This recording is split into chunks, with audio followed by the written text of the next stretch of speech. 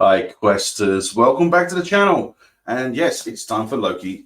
Running a bit late. I actually got too tired to stay up last night. Just got to bear in mind, in UK, LoKi was on at 2 in the morning. So, yeah. So it's a bit late this time. And we'll take a look. Okay? So it's LoKi, Season 2, Episode 5. I've only got one episode left after this. It's crazy to think that. Yeah. All right, before we get into this, please don't forget to hit that thumbs up and give us that like. And yeah, subscribe if you want to. It really helps us out with the algorithm and pushes my content out to a wider audience, which would be amazing if you could do that. Thanks, guys. And don't forget, you can comment down below any thoughts, ideas, or suggestions. And please share. If you like my content, share it to people that you think might like it. And we'll get into this, shall we? Okay, so I know I've said it before, but I do like the way that they changed the colours of the Marvel Studios logo. I've always liked the way they change it, but this show is a bit of a weird one to me. If that makes any sense. Sorry if the audio was a bit off earlier. I forgot to put the microphone back where it should be. It was behind me. It should be in front of me. My mistake. Hopefully I don't make that again. So we start off, and after the recap and everything, we get LoKi on his own in the Loom control room, I guess it's called. I guess that would be the control room. The interesting thing is that there was never actually anyone in the Loom control room, which is kind of a ridiculous idea, because it'd be like, it's essentially going to be like a nuclear reactor, isn't it? So you wouldn't have a nuclear reactor where the control room was empty, would you? Weird. Sorry, I must have sounded like Rachel Ziegler then. Weird. But anyway, okay, so it's a nice image. I think I've just found my thumbnail, which would be cool. But yeah, let's carry on and see what happens. So now the TVA appears to be abandoned, and he almost time slipped again. So, okay. So there was also something there that said that the TVA is now on safe mode. So,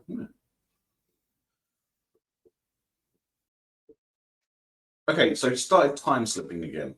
Right. Okay. So if Victor was spaghettified by the radiation in the temporal loom room or chamber, then if he's time slipping, then technically he would be able to go back in time, put that thing in before it went bad. Does that make any sense? But I find it interesting that this stuff happens after the TVA stopped doing their thing, and just because the time slip streams are so many. But I mean, has no one even bothered to think, let's just turn the thing off, yeah? Because that's the reason they were pruning the timelines, right? Because they needed to restrict the number of timelines for the loom itself. So why not just destroy the loom? And but I guess they would lose all their power and that, wouldn't they? So I don't know. It seems a bit different. It seems a bit weird. Okay, I take it back. I think that's going to be my thumbnail for sure. Okay, so everything's getting spaghettified, just like Victor, around him. So it's odd because when he time slipped back, went to that room, and it's a command center or monitoring room station or whatever you call it, and picked up a book, started reading it. But then behind him, he walks into the room as well and says hello, and then time jumps away, and then he looks and goes, hello. So he literally witnessed himself in the future, which fine. It is a timey-wimey show. So, yeah. But I don't know what importance this would actually have unless his time slipping is going to help them solve the problem in the first place.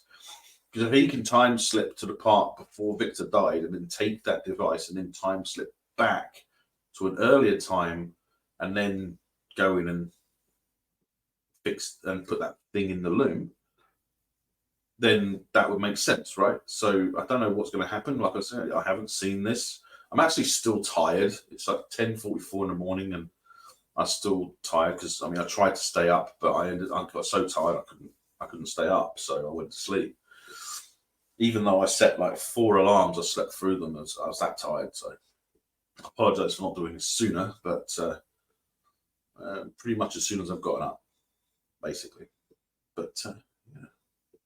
Interesting or not, we shall. I was curious when this started. When it came into that cell, I was a bit curious, thinking about is that supposed to be Alcatraz? I was right, but I've seen images of what Alcatraz actually looks like now, and it wouldn't have been that different from back then. So the bars were different. The cells were like twice the size that they should have been for Alcatraz. So a bit odd there. I don't know what they were thinking. But okay, I guess. I think they know what Alcatraz looked like, even though you can get on a tour and go and have a look around.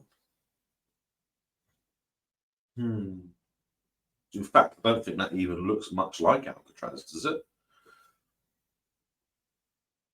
Oh well, never mind. Never mind. He's finally on a jet ski, or skidoo, or whatever they want to call that one. I'm assuming that he's time slipping to the time before everyone was recruited. It's just an assumption, but you can't be sure. But yeah, that's just the best part of the season, right? That's just the best part of the show. Is it? Oh, okay. I don't know what. I was wondering why it had that black border. It's just the screen share.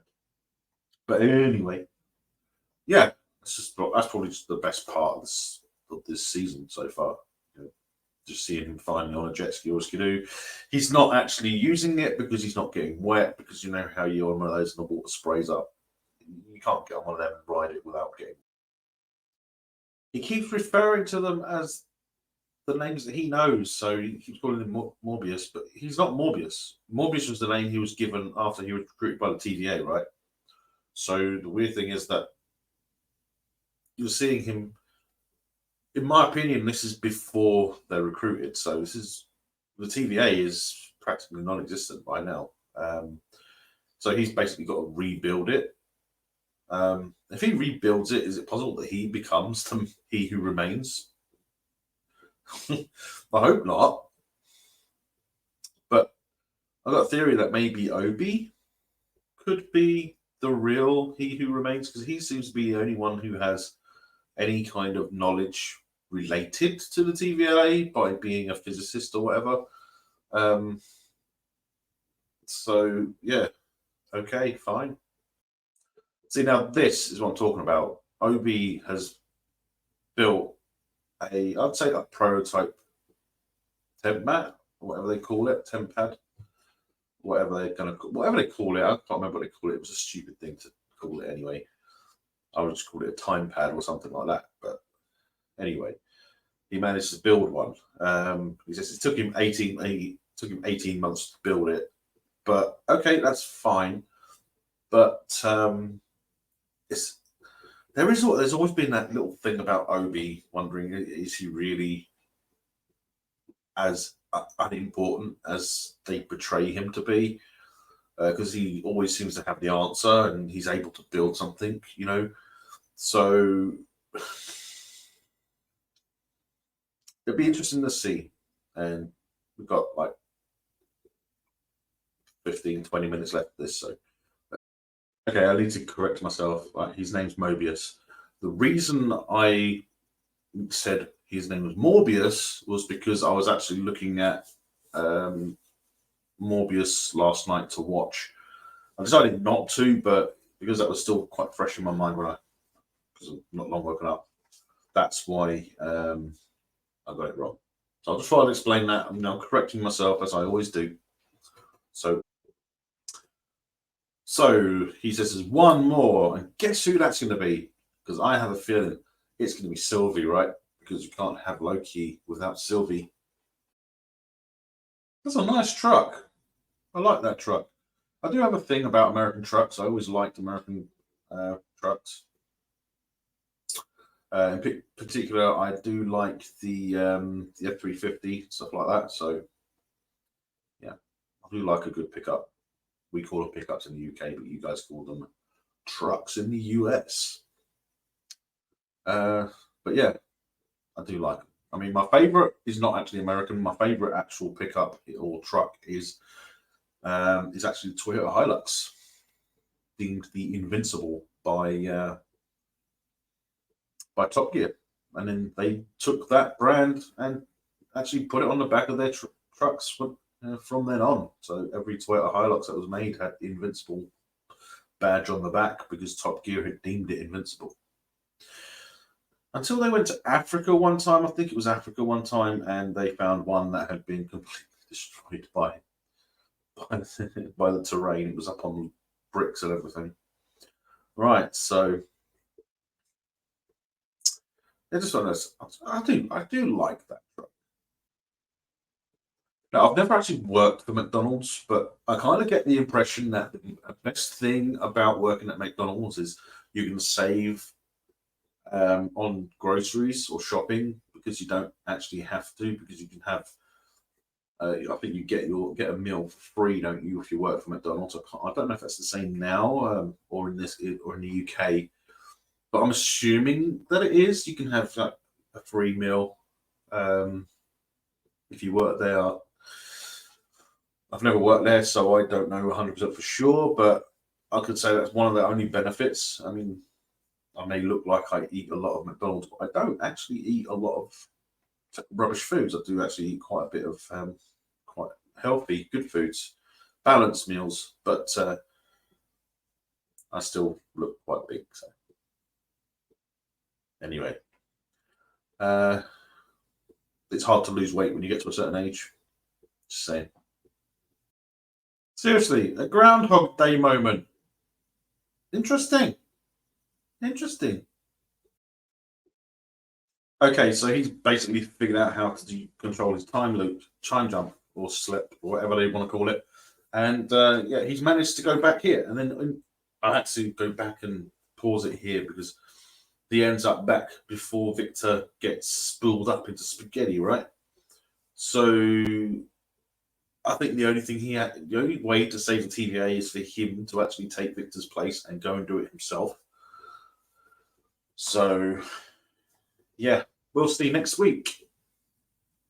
I mean, it's a suspenseful ending. You know, they want to leave you in suspense so you watch next week. But that's the episode, guys. I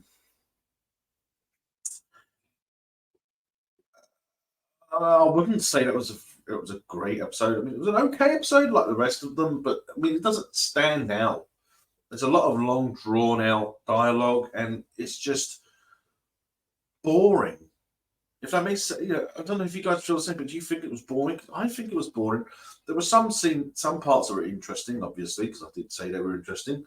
But to be honest, I could have done without this episode. To be honest, it could have been different. They could have done a much better job by changing things around and not having so much long, drawn out dialogue. Because I mean, that just doesn't work for me. The long, drawn out dialogue just does not work. Okay, so they need to learn. They need to relearn. It's like they've got rid of all the people that know how to do this stuff, and they've hired people that have no idea what they're doing. Right. So okay, let's gonna end it there, guys. But please, if you like my content, hit that thumbs up, give us that like, hit the subscribe button and select all of the notification bell, because it really helps us out and it gets my content out to a larger audience. And please comment down below and keep it civil, keep it nice, keep it kind, and may the Schwartz be with you.